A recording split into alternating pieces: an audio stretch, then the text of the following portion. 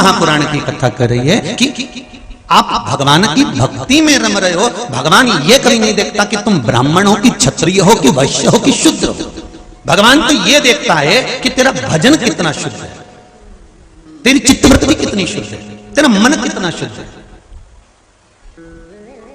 अरे रविदास जी तो चमड़े का जूता बनाते थे।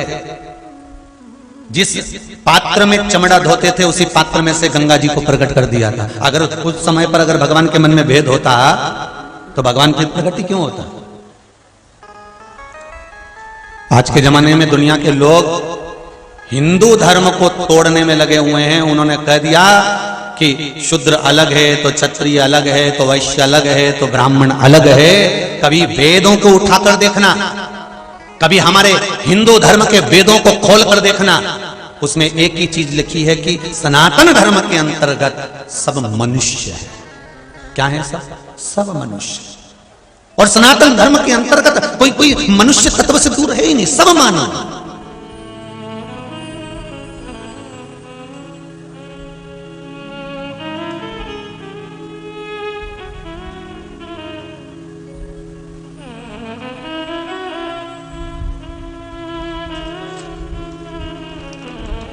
अंत समय भगवान ये नहीं देखता कि आप कौन हो। भगवान तो केवल इतना देखता है कि महाराज आपने भजन कितना किया है। और बहुत सावधानी से सुनना, ये कथा को बड़े स्मरण में सुनना। अंतिम समय में कितने ही तुम्हारे घर में तुम्हारे रिश्तेदार, कितने ही धनपति करोड़पति हो, पर अंतिम समय तो अंतिम समय होता है। अंतिम समय में कोई साथी नहीं होता। अंत में केवल वो ईश्वर परमात्मा, मेरा शंकर, मेरा राम, मेरा कृष्ण ही साथी होता है। उसके सिवा कोई नहीं होता।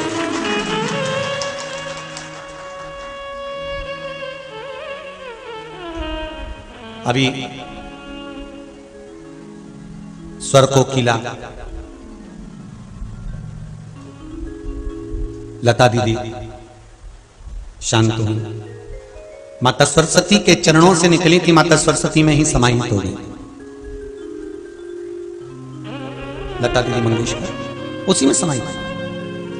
व्हाट्सएप पर, फेसबुक पर उनके अंतिम समय के फोटो चल जाए, आप लोगों ने भी देखे होंगे। व्हील चेयर पर थी, कहीं धीरे धीरे चल रही थी, सारा कुटुंब साथ में था। बहनें भी साथ होंगी, भाई भी साथ होंगे, रिश्तेदार भी साथ होंगे, परिवार भी साथ होगा।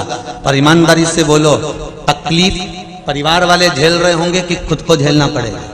अरे जम के तो बोलो, स्वयं को। इसलिए बार बार कथा में कहते हैं, मत बुरे कर्म कर बंदे वरना पछताएगा, भगवान की आंखों से तू बच नहीं पाएगा, तू बच नहीं पाएगा।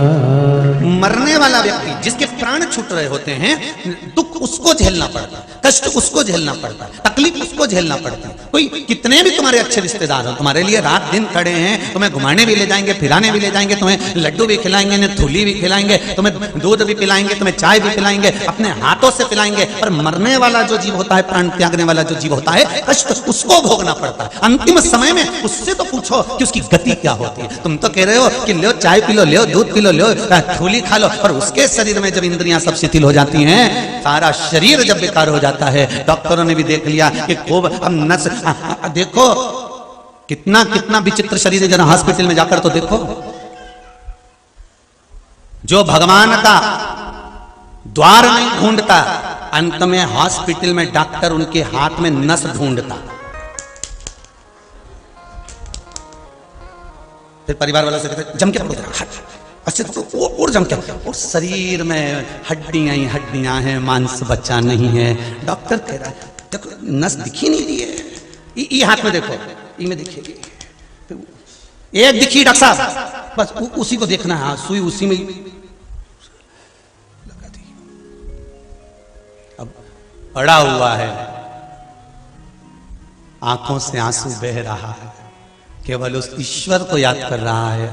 मैंने तेरा द्वार नहीं ढूंढा, इसलिए डॉक्टर मेरे शरीर में नस ढूंढ रहा है। तेरा द्वार ढूंढ लेती तो तू ये पलंग पर मुझे पटकता नहीं, सड़ने नहीं देता, डायरेक्ट लेकर चले जाता। द्वार ढूंढना उस परमात्मा का, और जिसने मेरे परमात्मा का द्वार ढूंढ लिया, जिसने मेरे शंभु मेरे शंकर का द्वार ढूंढ लिया, जिसने शिव भक्ति को ढूंढ लिया, फिर अंत समय में भोगना नहीं पड़ेगा, क्योंकि तुम्ही ने दर्द दिया है, तुम्ही अंतिम बिंदु उसी का है। सुख वो देगा, दुख वो देगा, कष्ट वो देगा, जो कुछ देना है ये उसके हाथ।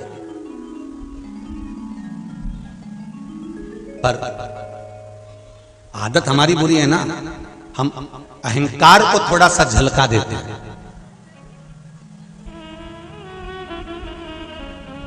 गिलास के अंदर चाय, कप के अंदर चाय, कल रुआवजा बट रहा था दूध का,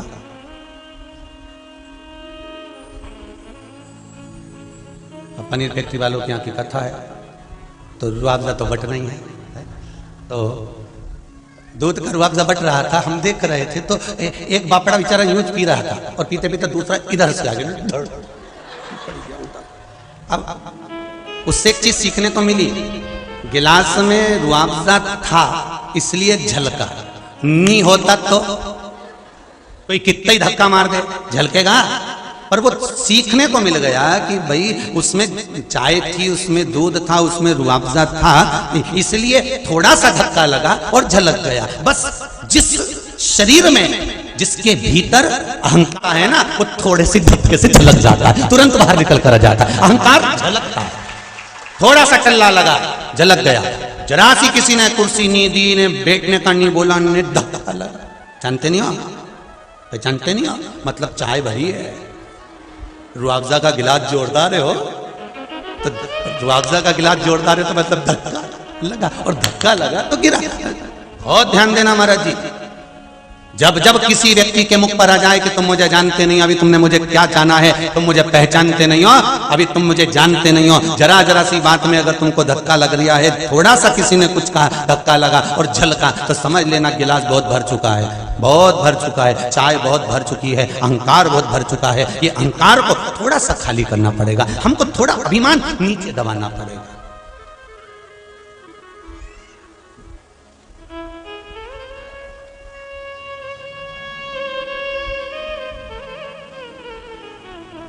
किसी ने बाहर से पत्र लिखकर भेजा है, अब हम बुलवाएं, हमारे कक्ष में रखा है, उसमें एक बहन ने और भाई ने, दोनों ने थोड़ा थोड़ा पत्र में लिखा है। देखो कल यहाँ लेके आए सामने लिखा, तो उसमें लिखा है, गुरुजी आप जब तक भेरू और चंद्रघंटा नहीं बोलते तब तक हमको अच्छा नहीं लगता। हमने कहा गजा, तब तक हमको अच्छा नहीं लगता।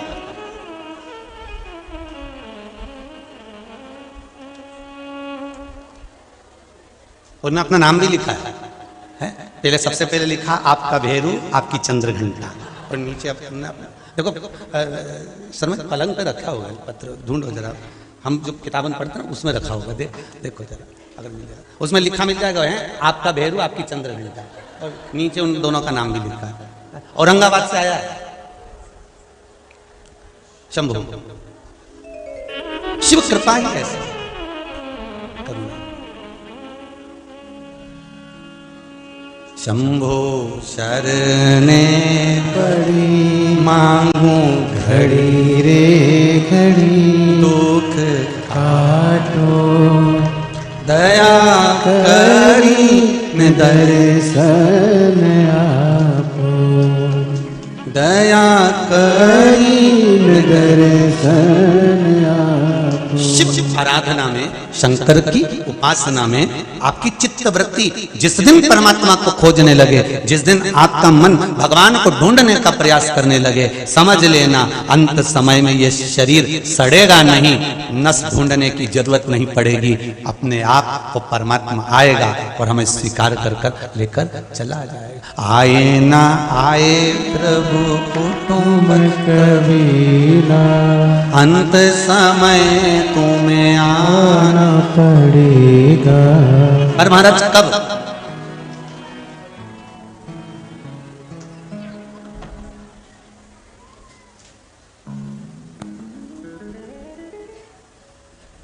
कोई जाए ना जाए, अंतिम बिंदु है, अंतिम बिंदु। दो जगह पर किया गया कीर्तन, 2 जगह पर लिया गया भगवान का नाम, 2 जगह पर किया गया स्मरण, कोटि कोटि पुण्य फल प्रदान करता है। समझ लेना जरा। मंत्रमाला शिव महापुराण की कथा चल रही है। पहला, राम घाट पर किया गया पुण्य, राम घाट पर किया गया भजन, दान, स्मरण, मंत्र जाप, नाम जाप, राम घाट पर जो किया जाता है उसका पुण्य कोटि गुना होता है। दूसरा, शमशान में बैठकर जब तक अंतिम संस्कार किसी का चल रहा है और आप उसको छोड़ने के लिए गए हो, उसको छोड़ने के लिए पहुंचे हो और उसका जब तक क्रियाक्रम नहीं हो जाता तब तक अगर आप बैठे हो, उतनी देर में भगवान शिव के नाम का स्मरण घट की जिह्वा से, बाहर की जिह्वा से नहीं, घट की जिह्वा से उस चिता की ओर देखकर करते रहो, उसका भी पुण्य कोटि गुना है। राम राम रटते रहो जब तक घट में प्राण, कबहू तो दीन दयाल के भनक पड़ेगी का। कभी तो उसको सूचना मिलेगी।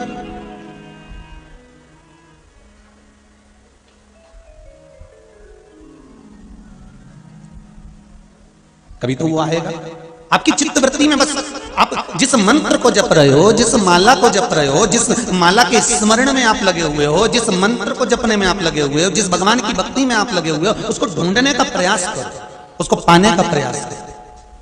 कभी कभी शंकर जी के मंदिर में जाकर जरा दिल की बात में एक बात और कह दिया करो, बहुत दिन हो गए भोलेनाथ जी, बहुत दिन हो गए,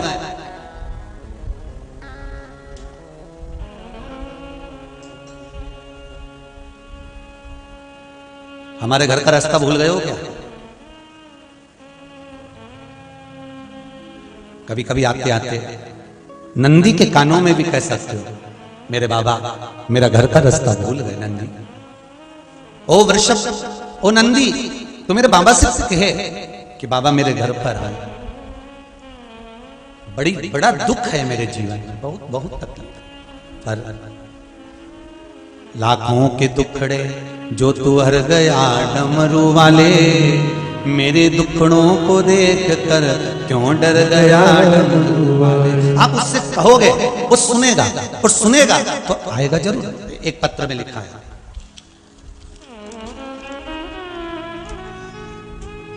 श्री पांडे राजेंद्र, नासिक से हैं राजेंद्र जी पांडे, कहीं बैठे हो तो हाथ उठाएं। नासिक से पांडे जी, राजेंद्र जी। मेरी पत्नी आप ही हैं, संगीता पांडे, जरा माइक दीजिए उधर, दे दो इनको, आगे बढ़ जाएगा।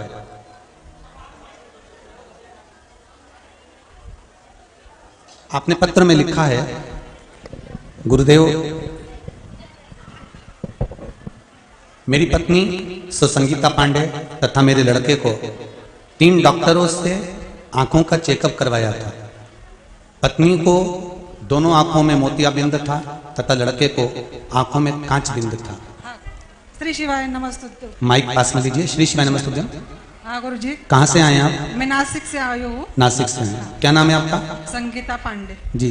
और बेटे का नाम श्याम पांडे जी। हमारे दोनों को डॉक्टर ने आंखें की बीमारी बताई थी। माइक पास में लो, आवाज नहीं आती। मुझे मोतिया बिंदु और लड़के को काज बिंदु बताया था जी। उसका ऑपरेशन, मेरा ऑपरेशन, दोनों के से हम परेशान थे, लेकिन आपके जो उपाय है शिवपुराण के वो किए। चेक करने गए तो डॉक्टर बोले कोई उनके बात का ऑपरेशन करने, आपको तो कोई भी बीमारी नहीं है। राधे। नासिक में कहाँ रह रहे हैं आप लोग? पंचवटी में। पंचवटी में विराजमान। श्री शिवाय। अब ठीक है? वो भी ठीक है। और मेरी बीपी की गोली 2004 से चालू थी, वो भी बंद हो गई।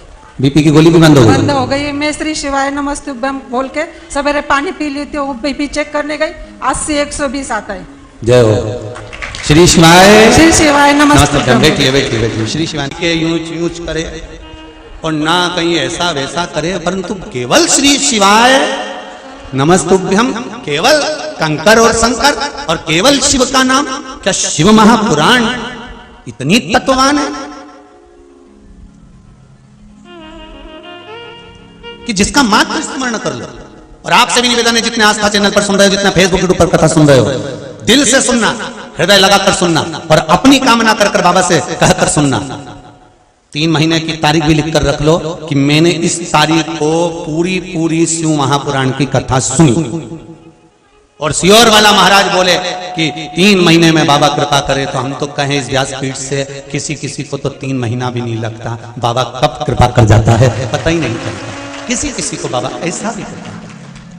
अब बताओ, जिन डॉक्टर ने कहा कि मोतियाबिंद का ऑपरेशन कराओ, कांचबिंद का ऑपरेशन कराओ, वहीं जाकर तुम वापिस खड़े हो गए, वो कह दे कि अब तो कुछ है ही नहीं। मतलब आपकी भक्ति, मेरी प्रीत ना टूटेगी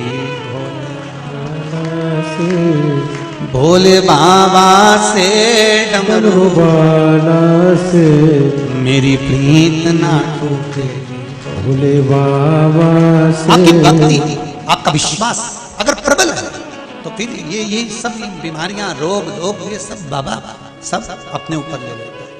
आप तो करो भजन शिव का। बस शिव महापुराण की कथा वही कह रही है, आप शंकर का दरवाजा ढूंढो, आप शिव का द्वार ढूंढो, आप शंकर की चौखट ढूंढो, आप शंकर का इस अमृतमय तत्व शिव महापुराण को ढूंढ लो, फिर बाद में जरूरत नहीं किसी को कुछ ढूंढने की।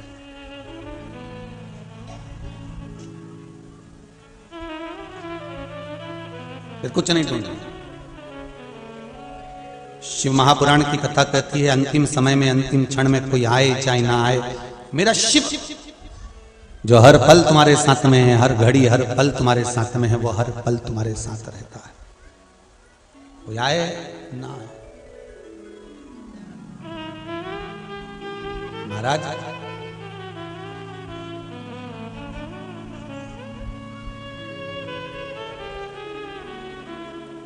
अंतिम समय में जब परिवार वाले भी आग लगाकर चले जाते हैं, तब तुम्हारे पास कोई नहीं रहता, तब एक ही रहता है, वो मेरा ओगरदानी, मेरा शिव, मेरा शंकर रहता है।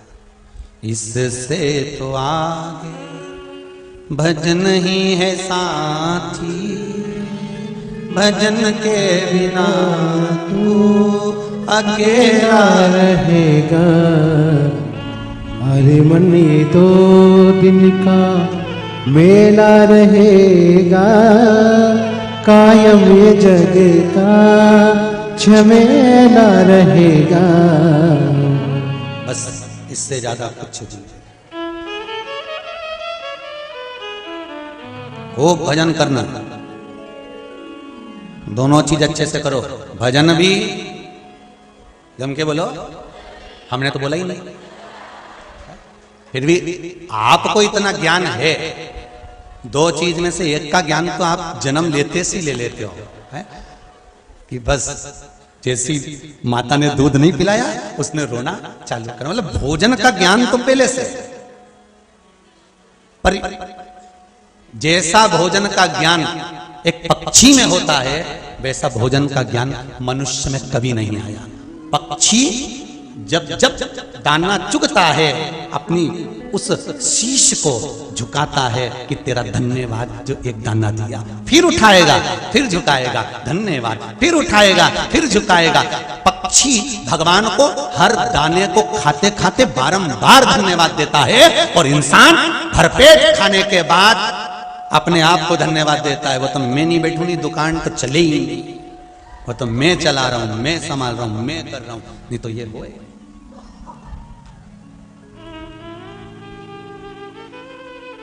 अपने आप को कभी कभी एक प्रश्न अपने भीतर उत्पन्न होता है, आप लोगों के भीतर आता है कि नहीं आता मालूम नहीं, पर भीतर एक प्रश्न आता है कि भगवान के सामने शीश ही क्यों झुकाया जाता है?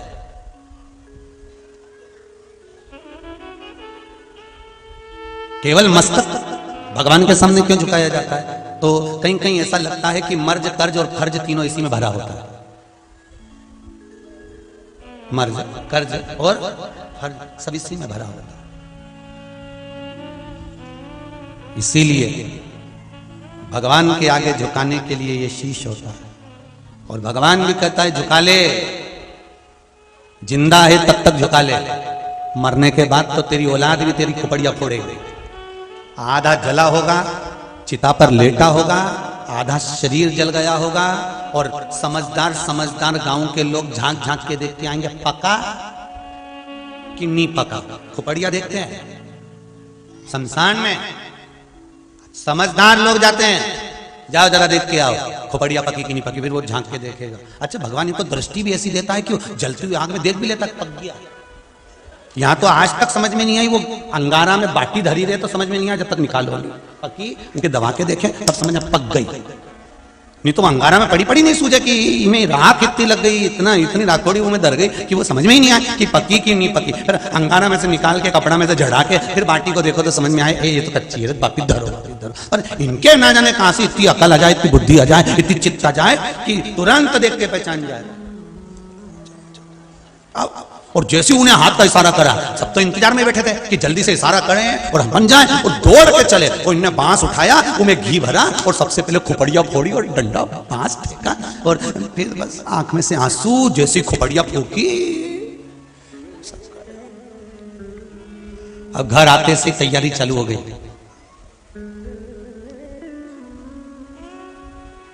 तीसरे के दिन जाना है शमशान। दादाजी को जो जो चीज अच्छी लगती थी वो चीज लिया। पोया किसके यहां से लाया, उसके यहां से क्यों लाया, दादाजी तो वहां का खाते थे। पोया वहां की दुकान से बुलवाया, उधर से मिठाई, उधर से रसगुल्ला, सारा सामान ले गए। जो चीज खाता था सब ले गए। कई तो हमने देखा है शमशान में, जो तंबाकू खाता था तो उसके लिए तंबाकू भी ले गए, मालूम पड़े कंडा में धुपड़ी में छोड़ दिया, सब धासी पड़ा सब। दादाजी खाते थे तो वो भी छोड़ोगे। अरे कम से कम दादाजी जिंदा थे तब तंबाकू नहीं छोड़ाया, तो मरने के बाद तो छोड़ दो रे। अभी भी तीसरे के दिन लेके पहुंच गए।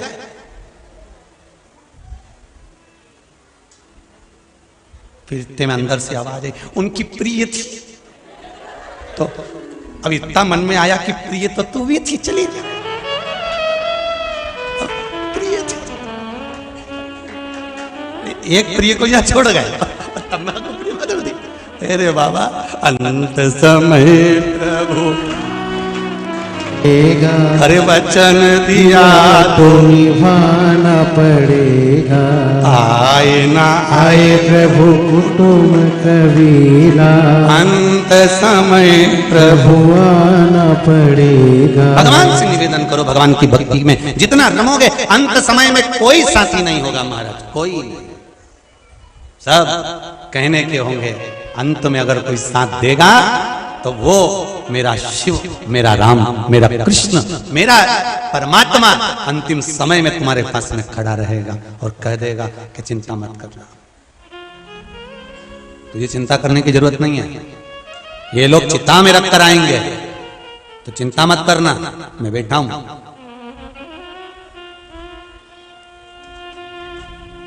तन में आग लगेगी, अगर मन मुझ में लगा है तो वो नहीं जलेगा, मन मुझ में लगा कर रख। पर भ्रांतियों से दूर, भ्रम से दूर। राम घाट पर भी ब्राह्मण, क्षत्रिय, वैश्य और शूद्र चारों जाते हैं, और शमशान घाट में भी ब्राह्मण, क्षत्रिय, वैश्य और शूद्र चारों जाते हैं। वहां भी जाति नहीं पूछी जाती, शमशान घाट में भी जाति नहीं पूछी जाती। भेद हम करते हैं, मेरे शंकर के चरणों में कोई भेद नहीं, कोई भेद नहीं। एक भगवान शिव जी का भगत था, बड़ा भगत भगवान शंकर का, बहुत भगत, इतना भक्त भगवान शंकर का कि भगवान शिव की भक्ति में डूबा रहता, पत्तियों को तोड़कर खाता रहता, वृक्षों की पत्तियों को खाता रहता, बस वो कुछ भी नहीं खाता, केवल वृक्ष की पत्तियों को खाना, उसका एक ही काम था, बस वृक्ष की पत्ती खाना।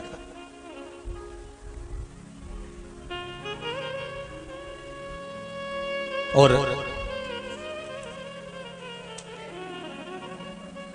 वृक्ष की पत्ती पत्ती खाता तो उसका नाम प्रणद रख दिया। अब नाम प्रणद रखा। एक दिन कोई सामग्री लेने के लिए वो आगे बढ़ा और उसके हाथ में चोट लगी।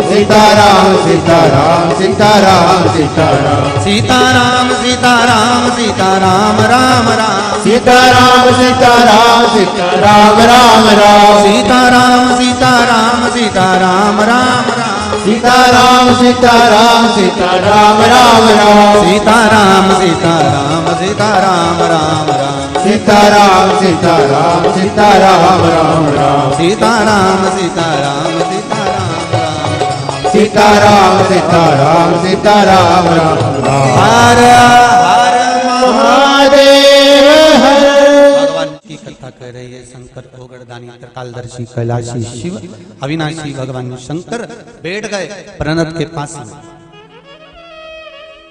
प्रणत के पास में जाकर बैठे। अब एक भजन करने वाला एक भजन कर रहा हो और दूसरा भजन करने वाला उसके पास में बैठ जाए तो बड़ा विचार उत्पन्न होता है कि ये बैठा क्यों।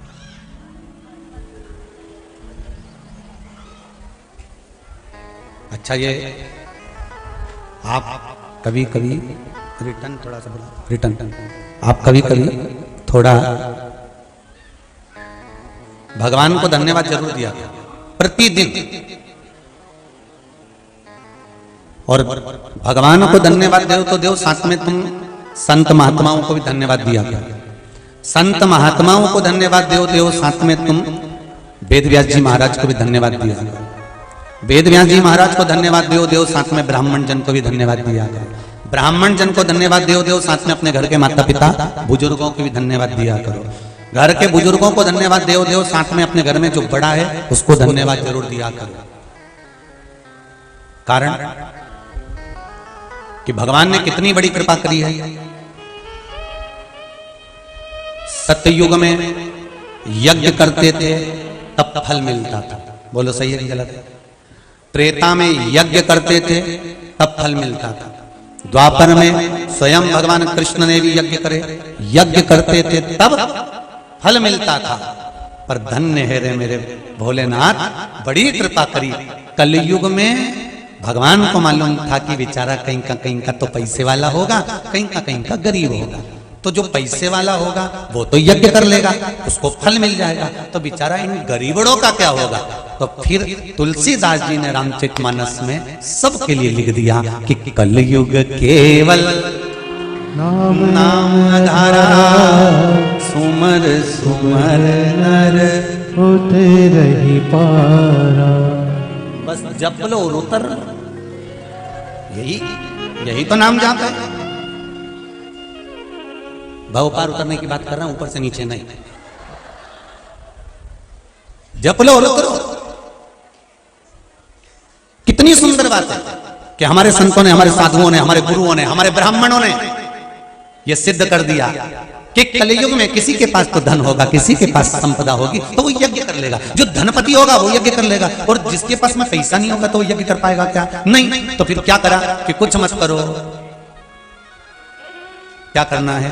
केवल एक गले में झोली हो और एक तुलसी की, रुद्राक्ष की, चंदन की या बेल वृक्ष की, किसी भी चीज की एक माला, स्फटिक मिल जाए तो स्फटिक, चंदन मिल जाए तो चंदन, कमलगट्टा मिल जाए तो कमलगट्टा, तुलसी मिल जाए तो तुलसी, रुद्राक्ष मिल जाए तो रुद्राक्ष, बेल की डाली की माला मिल जाए तो वो, जो मिल जाए, हल्दी की गांठ की माला मिल जाए तो वो, तो जब क्या होगा? तो कहा सतयुग में यज्ञ से फल मिलता था, द्वापर में यज्ञ से फल मिलता था। कलयुग में किस चीज से फल मिलता है? कि खूब भगवान की कथा सुनो और खूब भगवान का नाम जपो। श्री शिवाय नमस्तुभ्यं, जपो जपा। भोलेनाथ जी ने बहुत बड़ी कृपा करी है अपन सब पर। श्री शिवाय नमस्तुभ्यं मंत्र तो कजन कांच छुपा रखा था। वो तो कोरोना माता की जय हो जी ने इस श्री शिवाय नमस्तुभ्यं मंत्र को निकालकर और क्या वर्णन करूं उस मंत्र का, देखिए आप कितना कितना। एक तो वो आंखों वाला था, एक गुरुदेव मध्य प्रदेश जिला बुरहानपुर,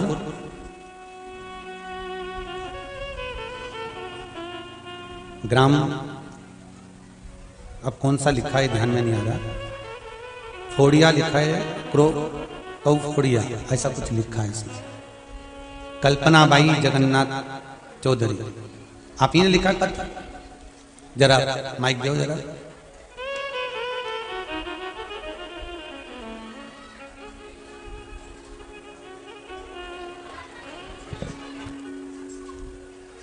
इस पत्र में आपने लिखा है कि गुरुदेव, पहले तो गांव का नाम बताओ, इसमें गड़बड़ लिखे है। डोई फोड़िया, माइक पास में लो।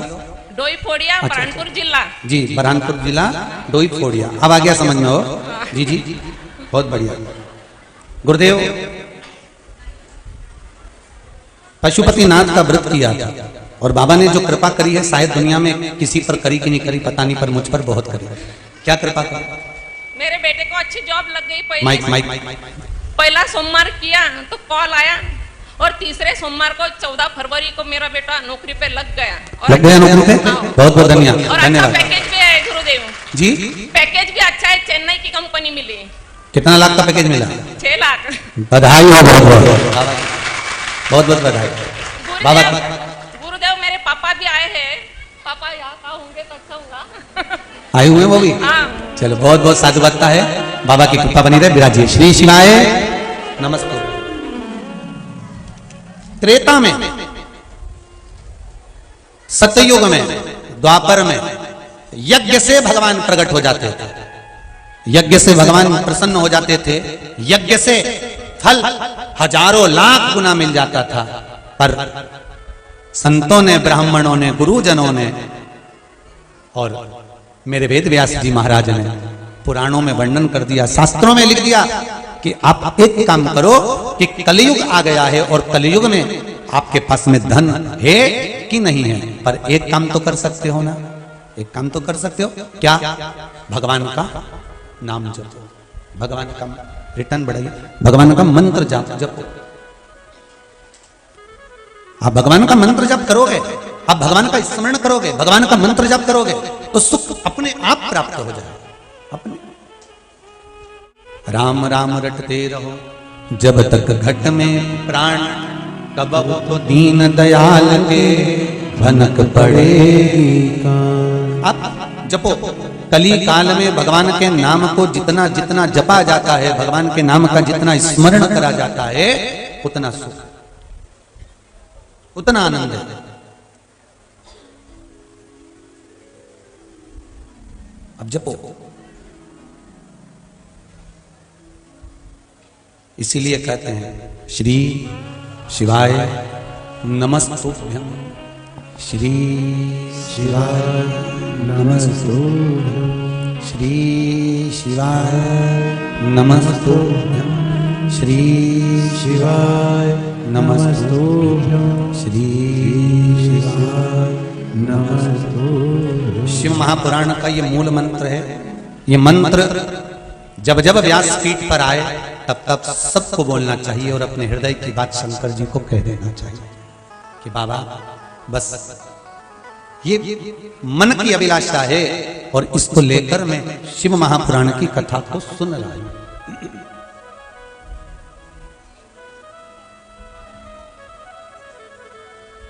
ये मेरे मन की अभिलाषा है और इसको लेकर मैं शिव महापुराण की कथा सुन। आप उससे निवेदन करो, थोड़ा शरीर है मनुष्य का, किसी किसी को पास में कोई डॉक्टर होता है, 50 रुपए की दवाई देता है और शरीर ठीक हो जाता है। किसी किसी को जब तक वो 5000 रुपए खर्च नहीं करवा दे तब तक ठीक ही नहीं।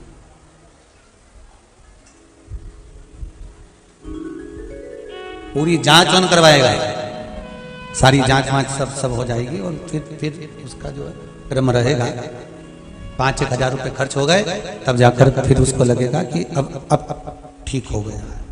कहीं कहीं 50 रुपए में काम हो जाता है।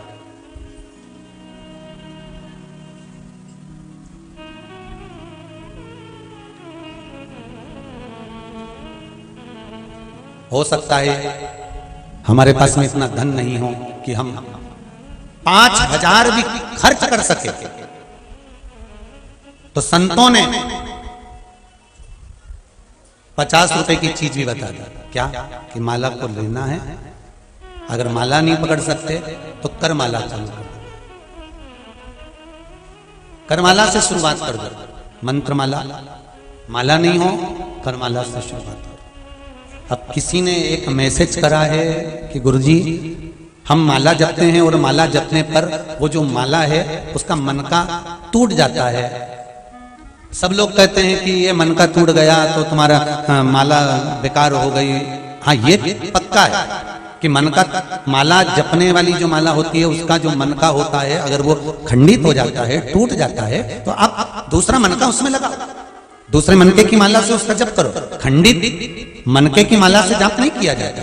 फिर उसने लिखा गुरुजी कि लोग कहते हैं कि माला का मन का टूट जाए तो समझ लो कुछ अशुभ होने वाला है, कोई ऐसा होने वाला है। तो शिव महापुराण की कथा कहते हैं, घड़ी बनाने वाला, पहले भी कथा में कहा था, शिव। पल बनाने वाला शिव, नक्षत्र बनाने वाला मेरा शंकर। घड़ी, पल, नक्षत्र, तिथि, वार, समय सब शंकर बनाते हैं। और ध्यान रखना, तुम्हें भी किसने बनाया? जम के बोलो जरा, शंकर ने। शंकर जी ने तुम्हें बनाया तो माला किसने बनाई है? शंकर भगवान ने तुम्हें बनाया है और तुमने माला बनाई है। मनुष्य द्वारा निर्मित कुछ भी होगा वो टूटेगा जब। मानव के द्वारा अगर कुछ निर्मित किया गया है तो वो टूटेगा, पर परमात्मा के द्वारा अगर निर्मित करा गया है तो वो कभी नहीं टूटेगा। जैसे आत्मा परमात्मा के द्वारा निर्मित करी गई है, तो ये शरीर मनुष्य ने जन्म दिया तो ये भी टूटेगा। एक्सीडेंट हो जाता है तो पांव टूट जाता है तो क्या टूट गया, मतलब टूटा। मनुष्य ने पैदा करा है, मां के गर्भ से जन्मे हो। मनुष्य ने अगर कोई चीज बनाई है, मनुष्य ने कोई दरवाजा बनाया है, कोई टाइल्स बनाई, पत्थर बनाया, कपड़ा बनाया, ये बनाया, जेवर बनाया, अंगूठी बनाई, जो मनुष्य ने बनाया, जिस चीज का निर्माण मनुष्य करता है वो एक ना एक दिन, जम के बोलो, टूटता है। तो अब इसमें भ्रम कैसा पैदा कर लेना कि अशुभ होगा? बनाया तो मनुष्य ने, उसने बनाया होता और फिर टूटता तो भ्रम पैदा कर लो कि भगवान ने बनाया था, टूट गया। अब यहां तो कई बार कांच देख रहे थे, दर्पण, और दर्पण देखते देखते दर्पण पलंग पे रखा था, इतने में छोरा ऊपर कूद गया और छोरा जैसे कूदा ने दर्पण टूट गया। तो पूरे घर में भ्रम हो गया, दर्पण टूट गया, दर्पण टूट गया। किसी किसी के दरवाजे पर आगे गैलरी में कांच लगा होता है, तो गैलरी में कांच लगा, अपने आप गिर गया। तो लोगों को बताओ, ना जाने किसने टक्कर दिया, भगवान जाने, अपने आप ना जाने किसने क्या कर दिया, लाइट ही बंद हो गई। भ्रम पैदा।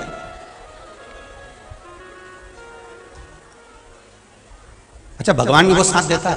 आई गई प्रैक्टिकल कराने में तो भगवान इतना साथ देता ही नहीं, तुरंत अपने आप। तो जो मनुष्य ने निर्माण करा है, मानव ने अगर कोई चीज बनाई है तो वो टूटेगी भी और गिरेगी भी। अगर ईश्वर ने बनाई है तो वो टूट नहीं सकती। जैसे आत्मा, भगवान कृष्ण गीता जी में कहते हैं, अर्जुन, इस आत्मा को ना शस्त्र काट सकता है, ना अग्नि जला सकती है, ना वायु सुखा सकती है, ना जल गीला कर सकता है। इसको कोई नष्ट नहीं कर सकता, क्योंकि ये उसने बनाया। जो तुमने बनाया वो नष्ट हो सकता, जो तुमने निर्माण करा वो नष्ट हो जाएगा, और जो उसने बनाया वो नहीं। तो अगर मन का तुम जप रहे हो, माला जप रहे हो, माला फेर रहे हो, और माला जपते जपते जपते जपते 2 महीना, 6 महीना, 1 साल, 4 साल, 6 साल हो जाए और मन का टूट गया, तो भ्रम पैदा मत करना कि कोई किसी ने कुछ कर दिया होगा या कोई घात आने वाली होगी। नहीं, भगवान कह रहे हैं कि अभी इस माला के मनकों को और पिरो, और बढ़ा, और बढ़ाने के बाद फिर मेरे ऊपर समर्पित कर, और मेरे ऊपर समर्पित कर कर फिर जप। फिर जपना प्रारंभ करते। माला जपते जपते जपते जपते एक सुमेरु आता है, करें दर्शन, आता है कि नहीं आता? सुमेरु बीच में जब अपन मालाओं को धारण करते हैं, आपके भी गले में माला होगी, तो उसके अंदर एक सुमेरु का भाव होता है। एक सुमेरु का मतलब क्या होता है कि माला जहां से जपना प्रारंभ करी है तुमने, जपते जपते जपते जपते वहीं पर आना और वहीं से फिर बदल जाना, पलट कर उधर मत जाना। सुमेरु से वापिस उसी जगह पे से वापिस क्रॉस नहीं करना।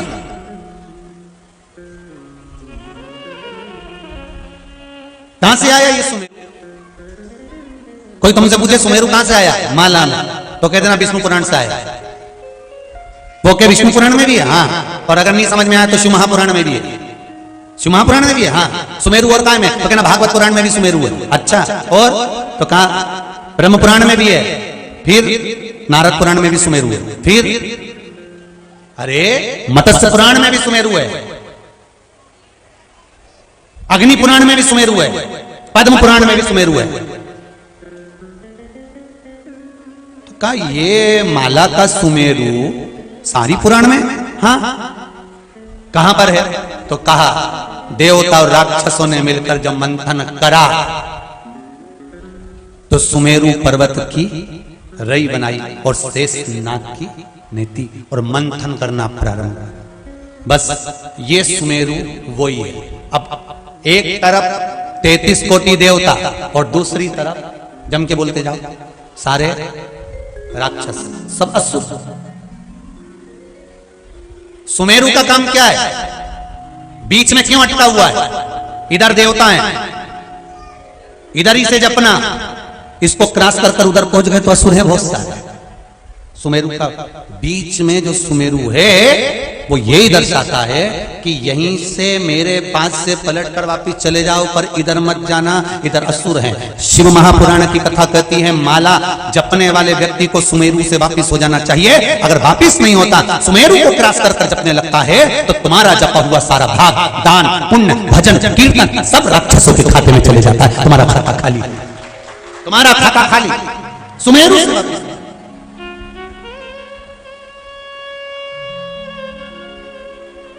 जितने मंत्र माला शिव महापुराण की कथा सुन रहे हो बड़े ध्यान से सुनना भाई हो। आप लोग माला जपते हो, चाहे गुरु मंत्र की जपते हो, चाहे जिस मंत्र का स्मरण करते होगे, तो उस सुमेरु को समझ लेना कि सुमेरु कहां से प्रकट हुआ। ऐसी कोई पुराण नहीं जिसमें सुमेरु का वर्णन नहीं है। हर पुराण में समुद्र मंथन की कथा आती है, प्रत्येक पुराण के अंतर्गत आती है। और सुमेरु पर्वत को बीच में रखा, देवता राक्षसों ने मिलकर मंथन करना प्रारंभ किया।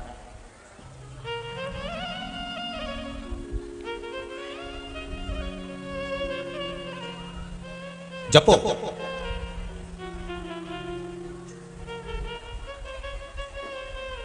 मंत्रमाला, जपो। महाराज सबसे सिद्ध 2 मालाओं का वर्णन शास्त्र करता है। पहली तुलसी की माला, दूसरी रुद्राक्ष की माला। काय की माला है? तुलसी की माला, रुद्राक्ष की माला। एक शंख की माला भी होती है जो तंत्र विद्या के काम आती है। हल्दी की माला होती है जो सूर्य आराधना, गणेश आराधना के काम आती है।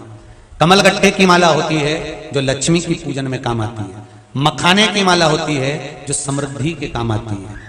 बेल वृक्ष की जड़ की डाली की भी माला होती है जो फल वृद्धि के लिए काम आती है। फल वृद्धि से मतलब होता है जिस कन्या या वर का विवाह नहीं होता, 40 साल हो गए या 30 साल हो गए, या जब 28 के बाद में लड़का लड़की क्रॉस हो जाए कि 29 में, 30 में, 32 में, 34 में, 40 तक पहुंच गए और विवाह नहीं हो रहा है, तब बेलपत्री के जो पेड़ होता है, वृक्ष होता है, उस वृक्ष की जो डाली होती है, उस डाली के मनकों से जो माला बनती है, बाजार में भी मिल जाती है बेल की माला। उस माला को भगवान शंकर को समर्पित कर कर बेलपत्री के वृक्ष के नीचे बैठकर भगवान शंकर का पंचाक्षर मंत्र का जाप करना है। कौन सा मंत्र है? पंचाक्षर। पंचाक्षर मंत्र कल बताया था, नमः शिवाय। कौन सा मंत्र है? नमः शिवाय। षडाक्षर मंत्र है ओम नमः शिवाय। पंचाक्षर मंत्र का जाप करना। अब एक प्रश्न और खड़ा हो जाता है गुरुजी, बेलपत्री के पेड़ के नीचे क्या शंकर जी का होना जरूरी है, शिवलिंग होना जरूरी है? शिव महापुराण की कथा कहती है, लिंग पुराण में वर्णन आता है कि जहां पर बेलपत्री का वृक्ष होता है वहां शंकर पहले से विद्यमान होते हैं, वहां पर शिवलिंग रखने की जरूरत नहीं होती, वहां शंकर पहले से, वहां पर गौरी शंकर शिव पहले से विराजमान। आप बेलपत्री के पेड़ के नीचे जाते हो कभी? जम के तो बोलो, जाते हो? जितने लोग आस्था पर सुन रहे हो, फेसबुक यूट्यूब पर सुन रहे हो, वो लोग भी जाते होंगे। कभी बेलपत्री के पेड़ के नीचे जाना तो वहां शंकर जी के शिवलिंग को ढूंढने का प्रयास मत करना। पानी की बोतल ले गए हो, जल लेकर गए हो कलश के अंदर, तो सबसे पहले जड़ के अंदर ले जाकर पानी डालना। जैसे ही जड़ में तुम पानी डालोगे शंकर भगवान उसको स्वीकार कर लेते हैं, और बेलपत्री के पेड़ पर जब तुम पानी चढ़ाते हो तो लक्ष्मी, ब्रह्माणी और पार्वती तीनों उसको स्वीकार कर लेती हैं। मात्र बेलपत्री के वृक्ष में उस आनंद की अनुभूति हो जाती है, आनंद की अनुभूति।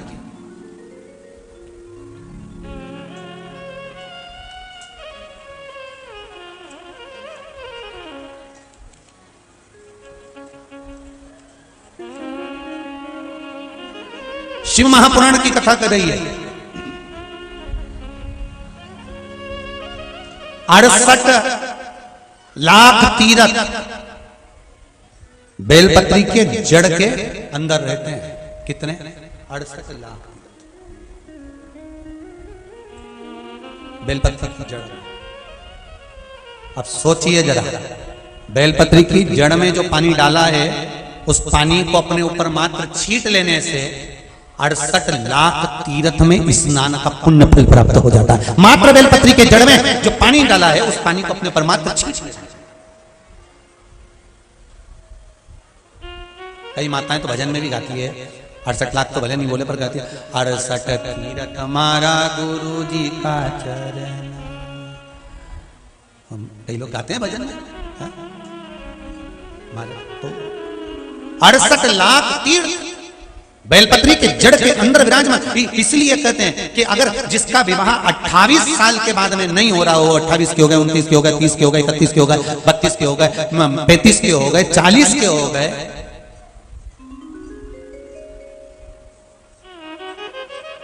43 के हो गए, 50 के करने की जरूरत नहीं है। कहा कर अब आगे तुम्हारी मर्जी भी हो, यहां से तुम्हारा मन हो तो हम ये भी नहीं के हो।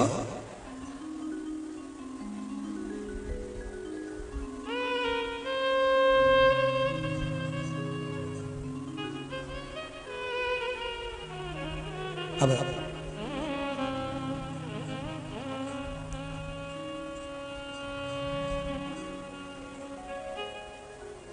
जब किसी का विवाह होता है ना, तो जितने नवयुवक बच्चे होते हैं ना वो बड़े बड़े प्रसन्न होते हैं, फोटो खिंचवाने में, नाचने में, गाने में, उसको बड़ा आनंद आता है।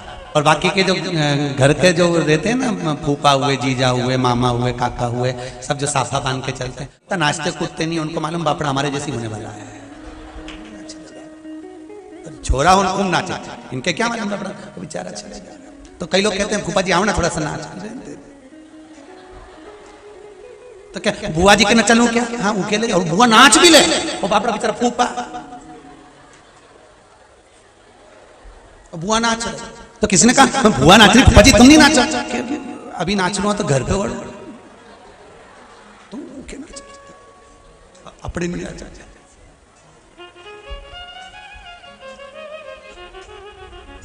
जितने भी बारात में लोग जा रहे हो और एक साइड से निकल के जा रहे हो, उनको पहचान जाना, वो फूफा ही है।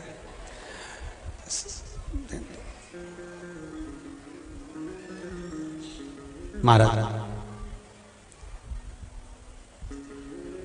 मंगल विवाह के लिए, शुभ कार्य के लिए, उत्तम फल की वृद्धि के लिए बेलपत्री के वृक्ष की भी, जैसे तुलसी की जड़ की, तुलसी की डाली की माला बनती है, ऐसे बेलपत्र की जड़ की भी माला। महाराज उस माला का भी स्मरण होता है। कमलगट्टे की माला भी होती है भगवत भजन के लिए, स्मरण के लिए, संकीर्तन के लिए, कीर्तन के लिए। महाराज आप जिस माला का स्मरण कर रहे हो, रिटर्न बढ़ाओ, बाहर की आवाज बढ़ रही है, रिटर्न की बढ़ाइए। माला का स्मरण करें। महाराज कौन सा मंत्र जपना है? जम के बोलिए। पंचाक्षर मंत्र नमः शिवाय।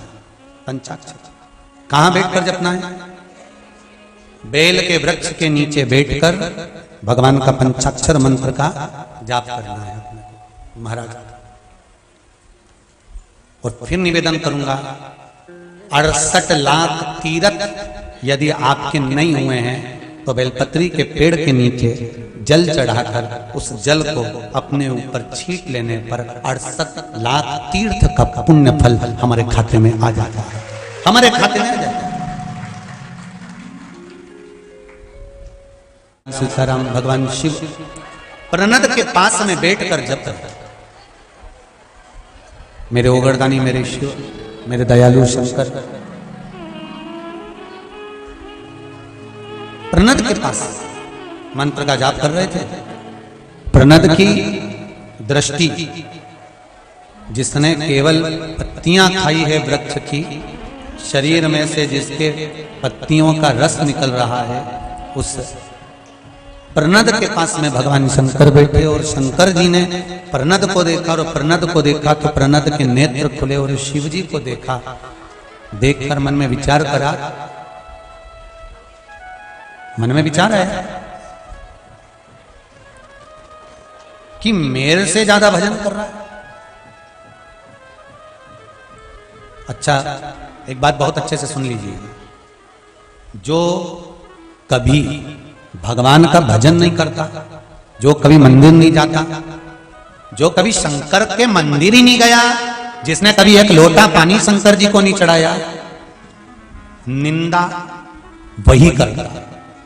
आपको मंदिर जाने से वो ही रोकेगा, पूजन करने से वो ही रोकेगा, भगवान का भजन करने से वो ही रोकेगा जो भगवान के मंदिर कभी गया ही नहीं, जिसने कभी शिव नाम लिया। आप रोज रोज मंदिर तो जाओ,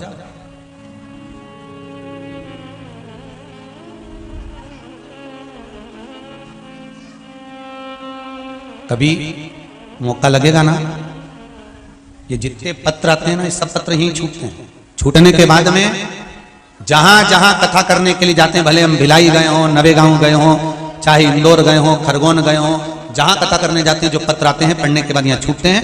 जिनको पढ़ना होता है वो पढ़ते हैं। पढ़ने के बाद में वो पत्र उठाकर आशीष जी के पास जाते हैं, वो पत्र ऑफिस में आते हैं। सारे पत्रों का ढेर लगा हुआ है, सारे पत्र।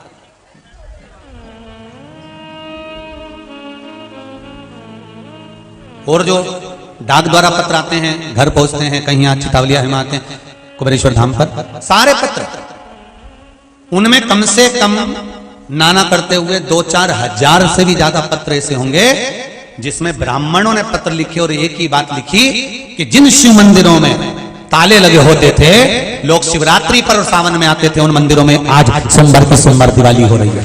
ब्राह्मण लिखकर भेजते हैं।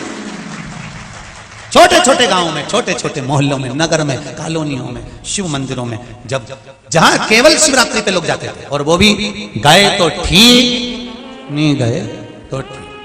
सावन के महीने में लोग जाते थे, कभी पहुंच गए तो ठीक, नहीं तो सावन के महीने में झांकी लगती थी मंदिरों में, बस उसका दर्शन करने जाते थे और भगवान का श्रृंगार देख के आ जाते थे। पर कोई मन में भाव नहीं था कि शंकर जी को अपन को ये चढ़ाना है, कि वो चढ़ाना है, कि बेलपत्र चढ़ाना है, कि धतूरा चढ़ाना है, कि ये सामग्री चढ़ाना है। बस उन्हें तो दर्शन करे झांकी के। सोमवार की सोमवार, सावन महीना में 4-5 सोमवार पड़े, शाम के सज धर के छोटी मोटी कर कुटा के वो जाए, दर्शन करे, 2-4 खिलौना मिलौना लेके और चले, बस। वो कैसे? अब आज के समय में लोग शंकर जी के मंदिर में जाते हैं, खिलौने पर ध्यान बाद में जाता है, झांकी पर ध्यान बाद में जाता है। सबसे पहला ध्यान रहता है कि मैंने शिव महापुराण में ये सुना था, शंकर जी को ये चढ़ाना है। लक्ष्य शिव महापुराण, लक्ष्य शंकर भगवान का शिवलिंग, लक्ष्य अशोक सुंदरी वाली जगह पर चढ़ाना है, लक्ष्य नंदी के पास चढ़ाना है। लक्ष्य बनाकर गए हो तो भगवान ने भी तुम्हें लक्ष्य बनाकर लाखों में प्रदान कर दिया। उसने सोचा ले तुम मेरे लिए आया है, मैंने तेरे लिए ये रखा। पहले जाते थे तुम मंदिर, ऐसा नहीं कि नहीं जाते थे।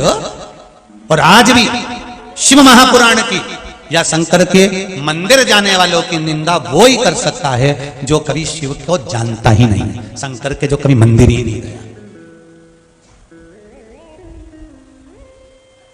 जो मंदिर ही नहीं गया उस शिव के, जो शंकर को पहचानता ही नहीं। वो मना कर।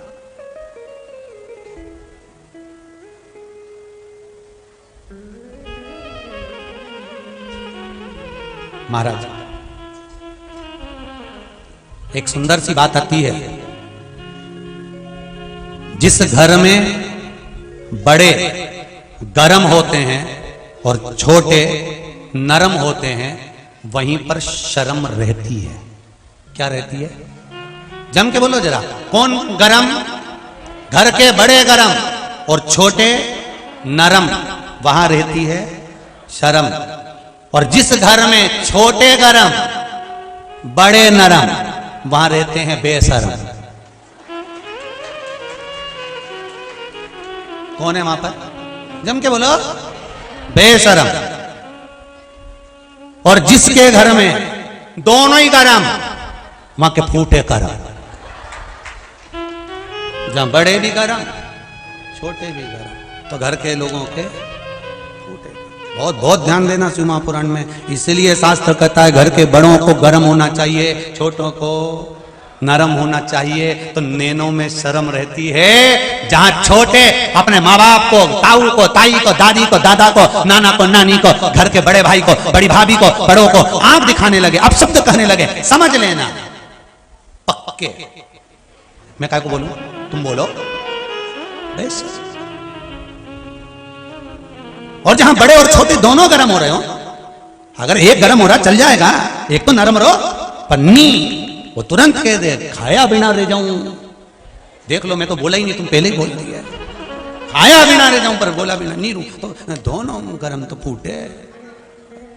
कमाओ, तुम दुनिया की दौलत कमा लो, सारी संपदा कमा लो, खूब कमाओ, ढेरों अंबारियां लगा लो तुम्हारे घर के अंदर, पैसों का ढेर लगा लो। पर जिसके घर में दोनों गर्म होते हैं, पैसा क्या मुख में खाओगे? सुख होना चाहिए, मीठी वाणी होना चाहिए, मीठा।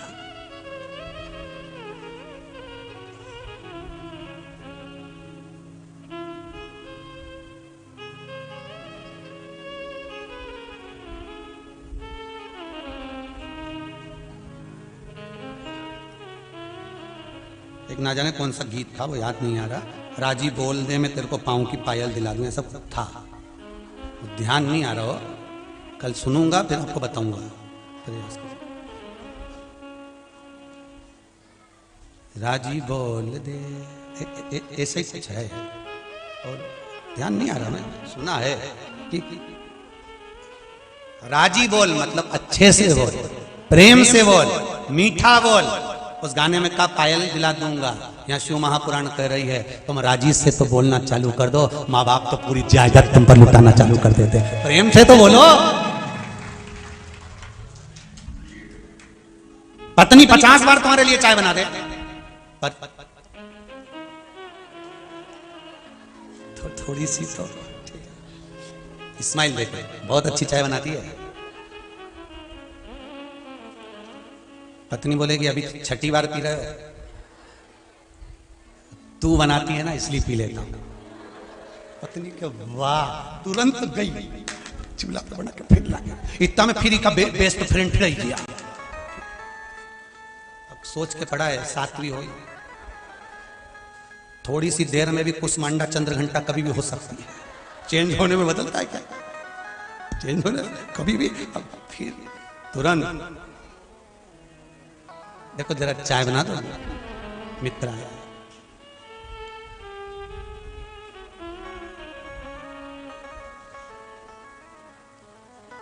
इसकी एक आदत बहुत अच्छी है, बच्चों को भी अच्छे से संभाल लेती है और चाय भी। चलिए, क्योंकि उसने देख लिया गोदी में बच्चा है, उसको ले। अब प्रेम से तो बोलो। जो क्रोध में कहा, यदि वो प्रेम से कहा होता तो दुनिया का सारा काम बन गया होता, सारा काम। आप प्रेम से तो बोलो, क्या चाहिए? केवल प्रेम की वाणी, स्नेह की वाणी। महाराज प्रणत शंकर भगवान को देख रहा है और भोलेनाथ जी को देखा तो प्रणत के मन में आया, मुझसे कर रहा है, मुझसे ज्यादा मंत्र जाप कर रहा है, मुझसे ज्यादा स्मरण कर रहा है। प्रणत के मन में थोड़ा सा भाव जागृत हो गया। भजन करने वाला जब भजन करता है, जो नहीं करता है उसकी चित्तवृत्ति में यही आता है कि ये क्यों कर रहा है। अच्छी जगह जाओगे तो ही तुमको कोई टोकेगा, कभी बुरी जगह जाकर बताना कोई नहीं टोकेगा। किसी की सामर्थ्यता नहीं कि कोई टोक दे, तुम जाके बताओ बुरी जगह।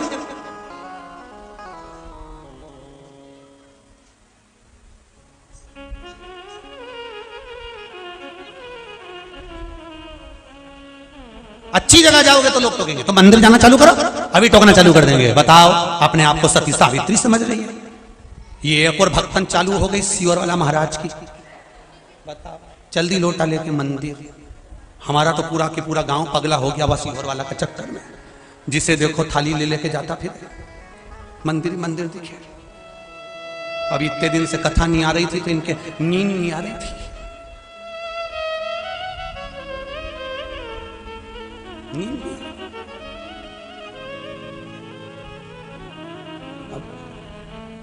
कभी कोई गलत जगह जा रहा हो, कोई वेश्यावृत्ति करने जा रहा हो, कोई जुआ खेलने जा रहा हो, मदिरा पान करने जा रहा हो, मांसाहार करने जा रहा हो, किसी के साथ कोई धोखा करने जा रहा हो, किसी का पैसा कोई खा रहा हो, वहां कोई टोकने वाला नहीं रहेगा। और लोग सहनसाई बताएंगे, अच्छा है करो करो, अच्छा है करो करो, क्योंकि गलत संगति में वो तुम्हें डुबेना चाहते हैं। पर तुम जब अच्छी जगह जाते हो ना तो लोग टोकने वाले बहुत मिल जाते हैं। कहां चक्कर में पड़े हो, काय को बेलपत्री में शहद लगा के शंकर जी को चिपका रहे हो,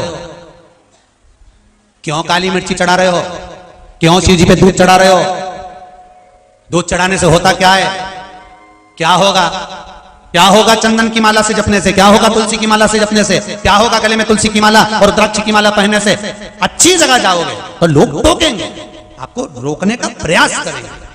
पर आग लगे बस्ती में, अपन रेव मस्ती में, बेलपत्री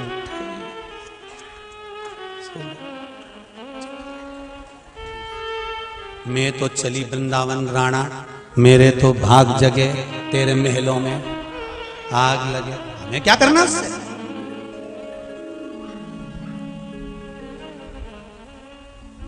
क्या करना। अरे टोकने वाले टोकेंगे, रोकने वाले रोकेंगे, अब शब्द कहने वाले अब शब्द कहेंगे। केवल अच्छी जगह जाने वाले को रोका जाता है, सत्कर्म में लगने वाले को रोका जाता है, नेक कर्म करने वाले को रोका जाता है, अच्छे विचार रखने वाले को रोका जाता है। अच्छे विचार रखने वाले जो सतमार्ग की ओर बढ़ता है, अच्छे मार्ग की ओर बढ़ता है, लोग उसको रोकने का प्रयास करते हैं, रोकने का प्रयास करते हैं।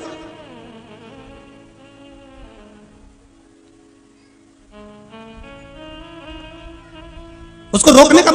हमारे सीहोर में कई संस्थाएं, एक संस्था हमारे सीहोर में एक उंगली ग्रुप करके भी है, एक संस्था हमारे सीहोर में उंगली ग्रुप करके भी है।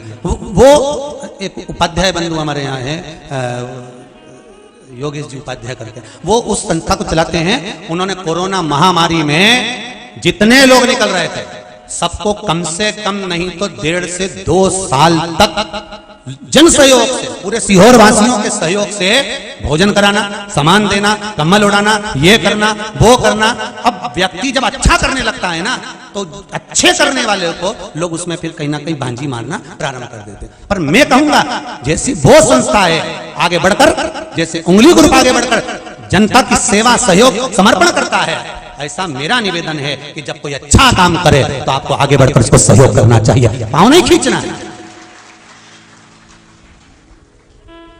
और केवल हमारे सीहोर की बात नहीं करेंगे, इंदौर में कई संस्थाएं ऐसी बनी हुई हैं, उज्जैन में कई संस्थाएं ऐसी बनी हुई हैं, भोपाल में कई संस्थाएं ऐसी बनी हुई है। आप जिस नगर में रहते हो, जहां आप कथा सुन रहे हो आस्था चैनल के माध्यम से, आपके नगर में भी कई संस्थाएं ऐसी बनी होगी जो अच्छा काम करती होगी। पर अच्छे काम करने वाले को रोका जाता है, टोका जाता है, उनकी बुराई करी जाती है, उनकी निंदा करी जाती है, उनकी टांग खींची जाती है, उनके अपशब्द कहे जाते हैं, जिससे अच्छा काम करना छोड़ दें। पर जितने अच्छे काम करने वाले लोग हैं उनसे कहना चाहूंगा, क्या किसको रोइए, जम के बोलो रे चादर तान के, और आग लगे बस्ती में अपन रहो मस्ती में। अब अलमस्त होकर अपना स्मरण करो, सेवा करिए।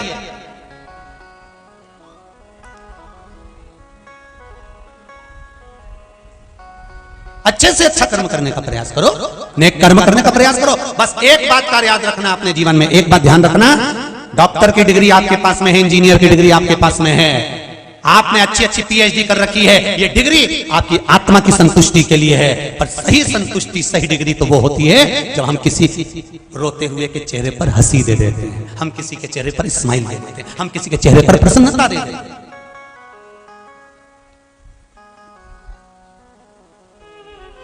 चेहरे की प्रसन्नता। आज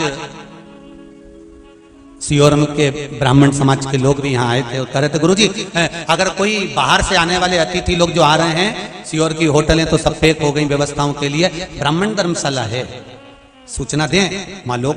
और आपसे भी निवेदन है, हमारे सियोर के आप कहीं आ रहे हैं, आपके 28 फरवरी से 6 मार्च तक पहले तो प्रयास करो कि जितने सियोर में आपके रिश्तेदार रहते हैं ये कब काम आएंगे। सही है कि गलत है? ये कब काम आएंगे? सबको फोन लगा दो, हम आ रहे हैं। वो क्या कब आ रहे हो? 28 तारीख के पहले 27 को आ जाएंगे। कितने दिन रुकोगे? ये भी कोई पूछने वाली बात है? सियोर वाला महाराज तो रोज चिल्ला चिल्ला के गिरा 28 से 6 सुन लो, हम तो उतने दिन ही रुकेंगे। कईयों के बीपी ऊंचे नीचे हो जाएंगे। भले कैसा भी मुंडा बना है, अपने को उनके घर थोड़े रोटी खाना, रोटी तो अपने कुबेर भंडारी की खाना है। वो कैसा ही मुंडा बना है फिर भी अपन तो बढ़िया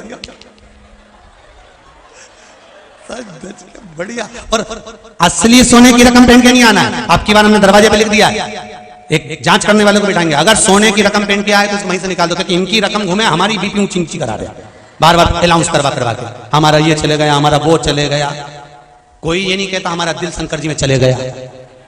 तो आप बिल्कुल सावधानी से आना। सब सोने का सामान घर छोड़िए, और 7 दिन के लिए सोने का सामान घर नहीं, सोना भी घर छोड़िए। यहाँ तो भजन करना है, आधी आधी रात के केवल भजन करो, क्योंकि इतना बड़ा पंडाल में सब सोएंगे। आधी रात के कोई उठा, ई पे पांव धरा, फिर उठ के बैठा, इससे अच्छा अपन तो यूं ही बैठे बैठे रात निकालो। श्री शिवाय, श्री शिवाय। अच्छा, आनंद बहुत आता है, ईमानदारी की बात है। पिछले रुद्राक्ष में तो आप लोग आए नहीं होंगे, जो आए होंगे उनको मालूम होगा कि रुद्राक्ष उत्सव का एक आनंद ही दूसरा।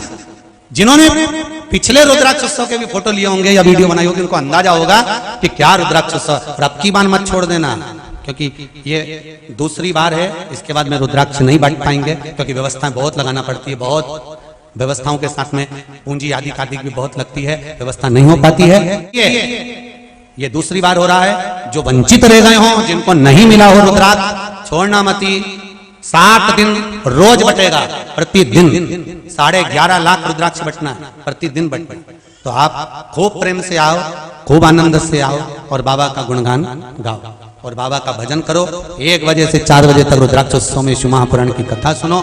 सवेरे 10 बजे से लेकर शाम के 7-8 बजे तक दिन भर भंडारा चलेने, तो तुम तो डट के खाओ, पर निवेदन है पूरी जेब में भर के मत ले जाओ, तो डट के भजन करो। हर हर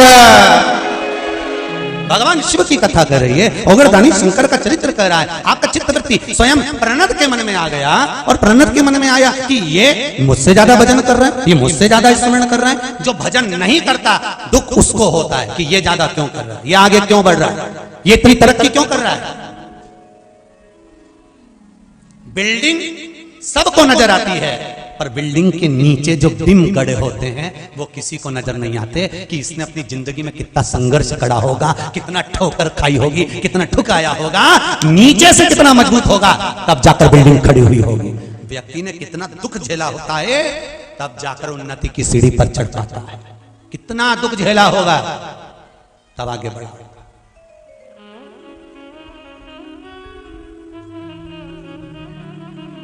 महाराज कितना दुख झेला, तब उन्नति की सीढ़ी पर बढ़ा। प्रणत को लगा कि ये भजन मुझसे ज्यादा।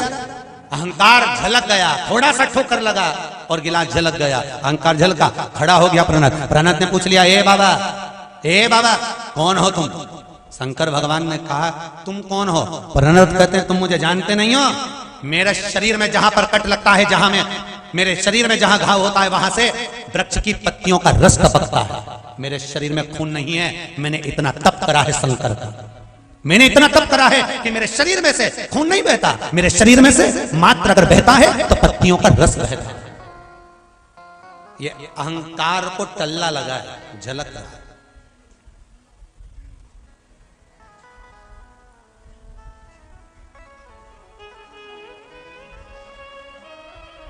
ये टल्ला लगा। अब शिव जी ने कहा तुम्हारे शरीर से क्या टपकता है? कहा जो पत्तियां खाई है उसका जो रस है वो टपक रहा है। ओ बहुत बढ़िया। शिव जी बोले है तो शरीर ना, इस शरीर के अंदर जो कुछ भी है वो केवल एक भस्म है, केवल भस्म। प्रनद ने कहा इस रस को टपकाने के लिए मैंने कितना शंकर का भजन करा होगा तुम्हें मालूम है? कितना शिव का भजन करा होगा तुम्हें ज्ञात है? शंकर भगवान ने कहा कि है तो भस्म ही, है तो भस्म ही। इतने में प्रनद ने कहा तुम्हारे शरीर में अगर भस्म है, तुम कह रहे हो कि सबके शरीर में भस्म होती है, जीवित है मरने के बाद तो राख ही होना है, तो तुम्हारे शरीर में अगर भस्म है तो प्रकट करके दिखा। शंकर भगवान स्वयं उसी समय पर अपने शरीर को मलना प्रारंभ करा और प्रनद के शरीर पर भस्म लुटाना प्रारंभ करा। भस्म शिव प्रनद के शरीर पर दे रहा है। मेरे शंभु, मेरे शंकर, मेरे ओघरदानी, मेरे कैलाशी, मेरे अविनाशी भस्म शरीर पर दे रहे हैं, लुटा रहे हैं। ठीक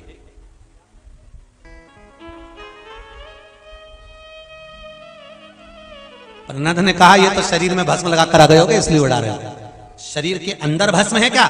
जैसे मैंने शरीर को काटा उसमें से पत्तियों का रस निकला, क्या शरीर के अंदर भस्म है? शंकर भगवान ने कहा ये ले। शिव जी ने उसी समय पर अपने शरीर पर घाव करा और भस्म निकाल कर जो दिखाया, प्रनद चरणों में पड़ गया। प्रभु दर्शन दीजिए, आप हैं कौन? शंकर भगवान सामने प्रकट हो गए। प्रनद ने कहा आप मेरे लिए यहाँ प्रकटे हैं? शिव जी कहते हैं जब मेरा कोई भक्त अहंकार में डूबने लगता है तो उसके अहंकार को समाप्त करने के लिए मुझे लीला रचना पड़ती है। इसलिए प्रनद तू कहीं अभिमान में ना डूब जा। अगर भगवान सेवा करने का मौका दें, आपको कहीं सत्कर्म में लगाएं, आपको कहीं भजन में लगाएं, कीर्तन में लगाएं, नाम स्मरण में लगाएं, नाम जाप में लगाएं, तो निवेदन है आप सत्कर्म की ओर बढ़ो, अच्छे कर्म की ओर बढ़ो, सुख मिलेगा आपको, आनंद की अनुभूति होगी आपको।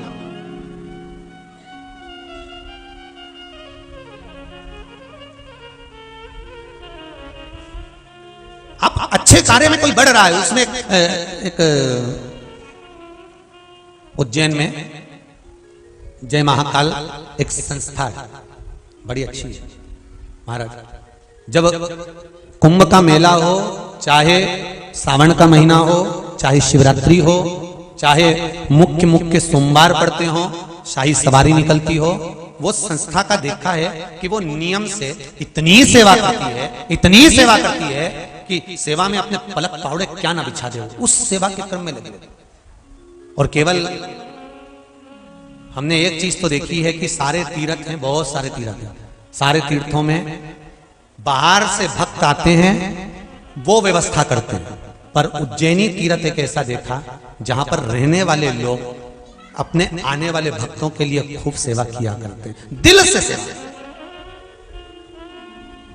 मन से।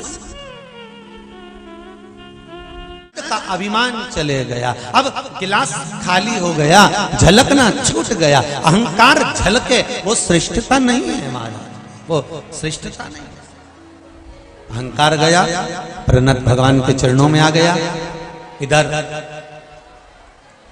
दक्ष प्रजापति की कन्या महाराज सती मैया जो जलकर भस्म हुई, वो हिमालय राज के घर में पार्वती के नाम से विख्यात है महाराज। वही पार्वती मैया का विवाह शिव जी के साथ हुआ है। भगवान शंकर पार्वती पधार रहे हैं, जोरदार ताली बजाकर स्वागत करिए।